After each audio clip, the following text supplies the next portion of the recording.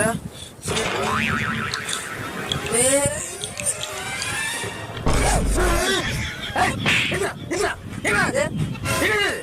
வீடாக பாத்துமா போடா போடா போடா போடா.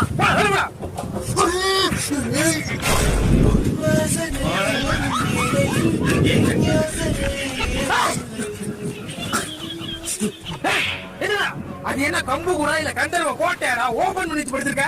பாருடா மூடிக்கிட்டே. ஐயோ கடுக்குற பாப்பா நீ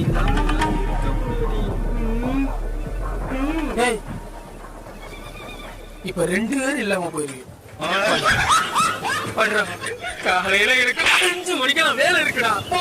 வேலை விட்டு தூக்கிடுவான்டா. படுத்து தொலைங்கடா. ஐயோ இவங்களெல்லாம்